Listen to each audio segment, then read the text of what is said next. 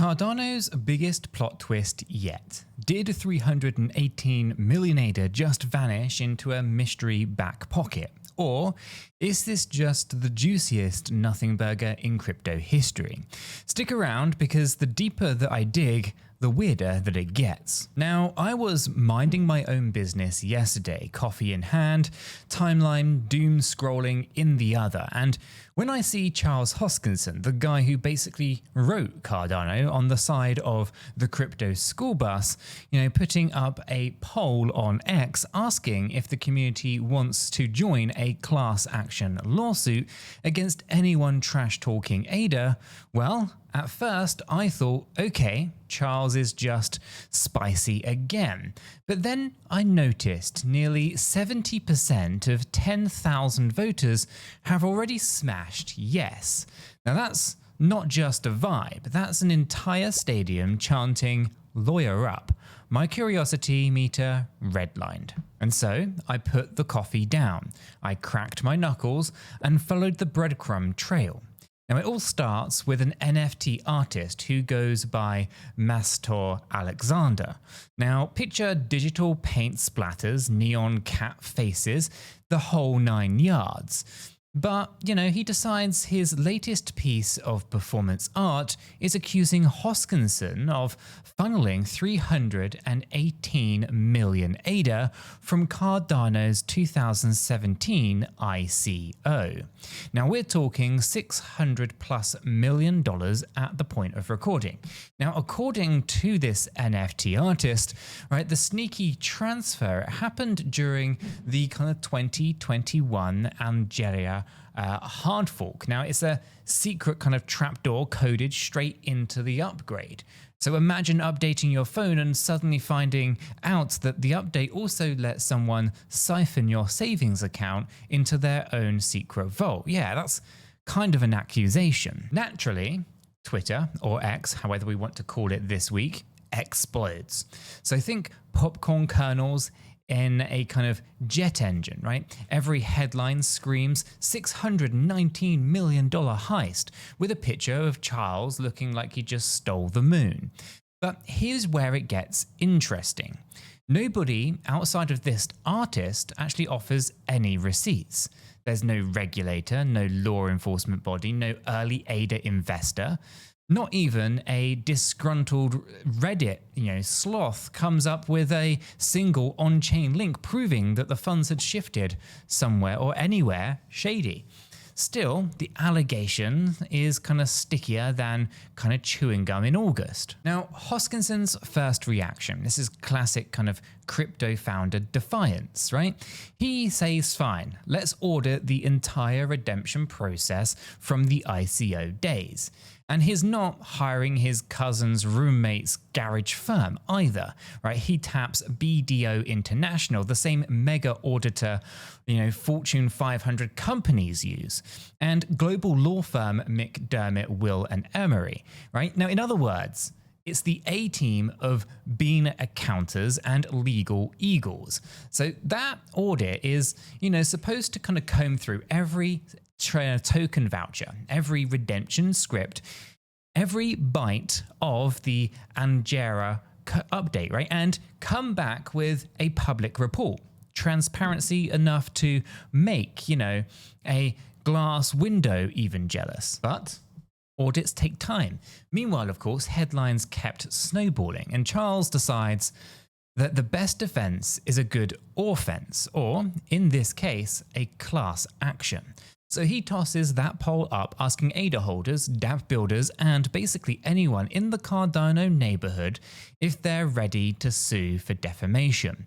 When I checked earlier, roughly 7 out of 10 voters were in, and the poll closes May 25th.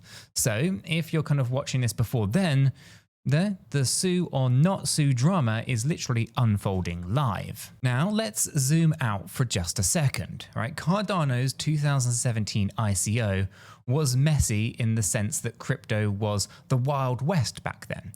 Think digital tumbleweeds and cowboy hats made of code. Investors purchased vouchers, mailed them in like a kind of cereal box rebate, and later swapped those vouchers for ADA on-chain. You fast forward to now and almost every voucher's been redeemed, right?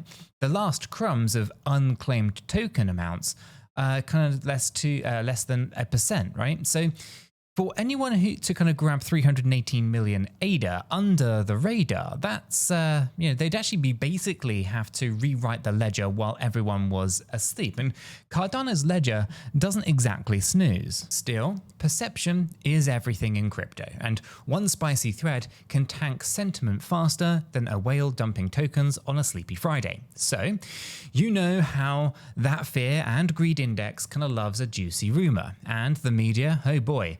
According to Hoskinson, they ditched balanced journalism like it was last week's meme coin. So he says articles blew up the word theft without evidence, using clickbait so bright that it could light up Times Square. And I can't lie, I clicked too. We all did. And so that brings us to the human side of this whole fiasco then, which I'm calling the triple threat problem: credibility, community morale, and actual business impact. Okay, let's start with credibility first. Right, when your founder's name kind of trends beside $600 million and fraud, well, investors start sweating, even if nothing has been proven. Then you've got community morale. It's kind of like finding out that someone keyed your brand new Lambo, right? You're still going to drive it, but you'll wince every time that you see the scratch. And business impact? Well, projects building on Cardano need funding, partnerships, and user trust.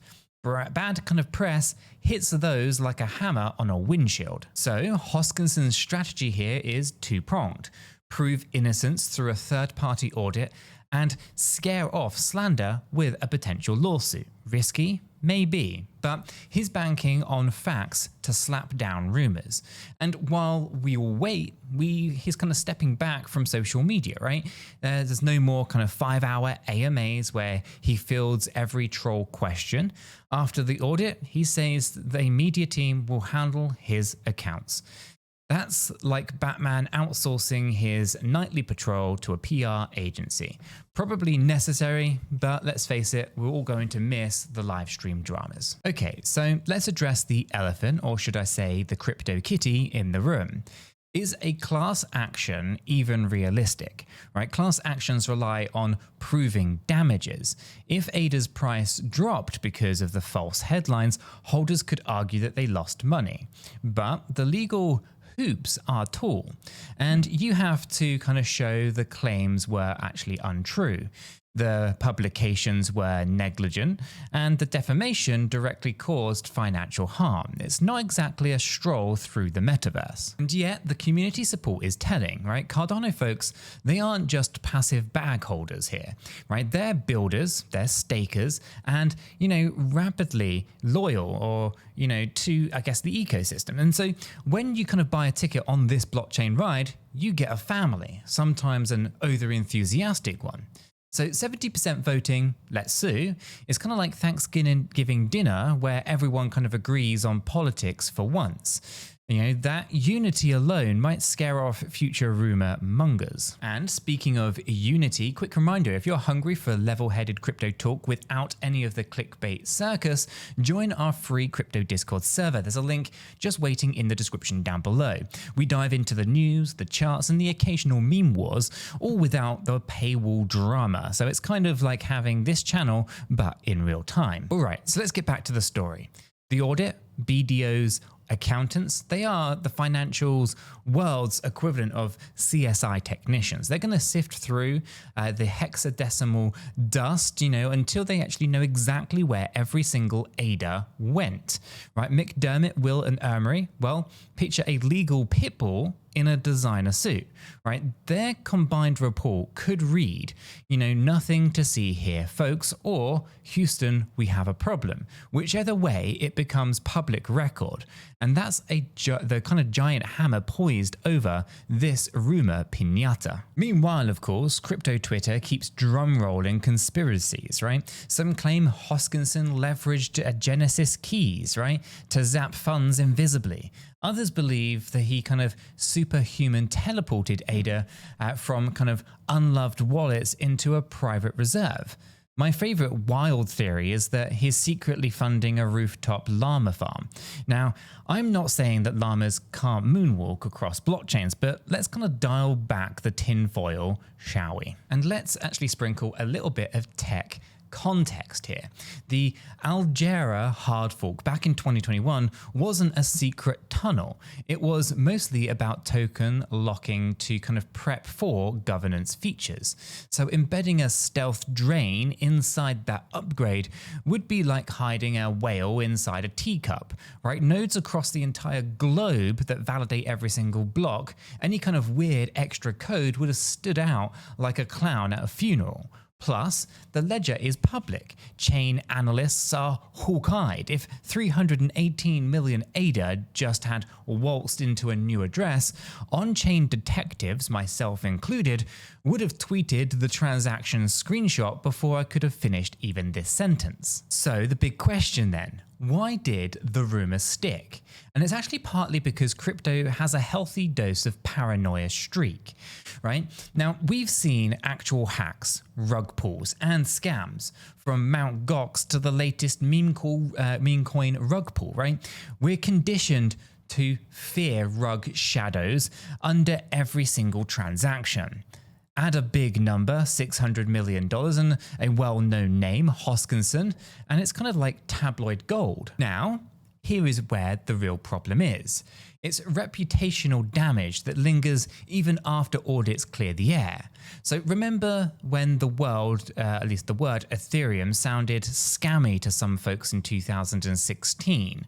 The DAO hack, right, left a bruise that took seasons to fade. Hell, I remind as many people as I can about the DAO hack and Ethereum not actually being Ethereum. Ethereum Classic is the correct and real Ethereum, and Ethereum that you see today in number 2 isn't actually the real Ethereum. If you want to know more about that, join the Discord. Now, Cardano, of course, it might face a very similar recovery arc, unless, of course, the class action flips the entire script by legally proving malice.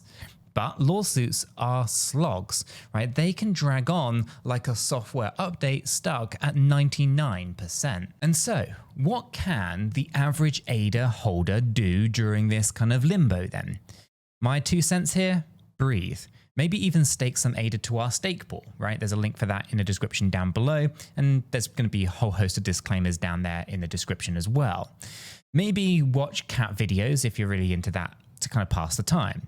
But also, diversify your information diet, because you don't want to be eating headlines like junk food, right? Check sources, read blockchain data for yourself. If you don't know how to, ask in our Discord. Someone will walk you through a block explorer faster than you can say proof of stake. And if you're itching to trade the volatility instead of just kind of spectating, hit up Blowfin's crypto exchange via the link that's in the description down below.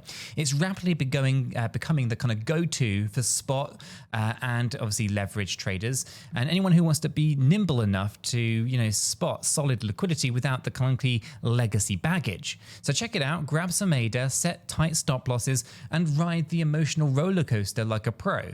And don't just trade with rent money though. It's very important that you do apply proper risk management. For more, check out the links in the description, and of course, join us in a free Discord server. All right then. Time for the crescendo of this storyline. Picture it, right? The day the audit drops, BDO publishes a 20-page PDF that reads like a detective novel, but with more commas and fewer car chases, right? Headlines will flip from $600 million gone to 0 ADA missing, nothing burger confirmed, right? The crypto outlets who shouted theft might quietly update their articles. Some might double down because of clicks, but Hoskinson Hoskinson's legal team drafts letters faster than ChatGPT writes code, right? Naming and every kind of defaming party from Twitter, Thread, authors to big name blogs.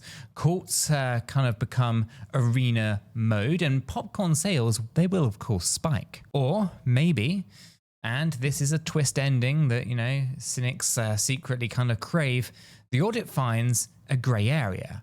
Not outright theft, but maybe sloppy accounting or unclaimed vouchers that accidentally piled up under 𝗖𝗢𝗔𝗠𝗠𝗘𝗥𝗦 umbrella.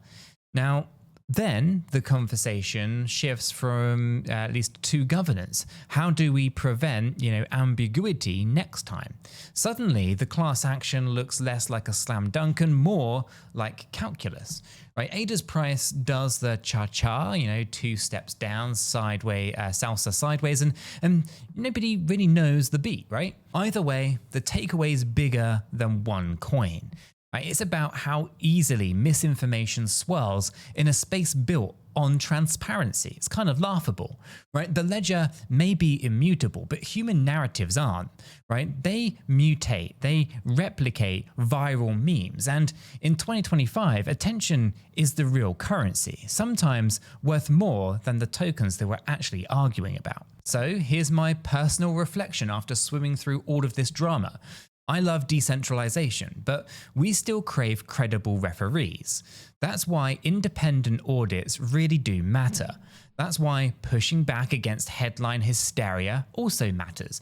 And that's why communities need hubs, yes, like our Discord, where they can, pass through facts without shouting over spam bots. And if you're still wondering whether the class action poll is worth your vote, think about your goal, right? If you believe that misinformation, shaved value off of your bag or tarnished the project that you're actually building on, maybe a legal line in the sand actually helps. And if you're just here for the memes, maybe sit back with some popcorn.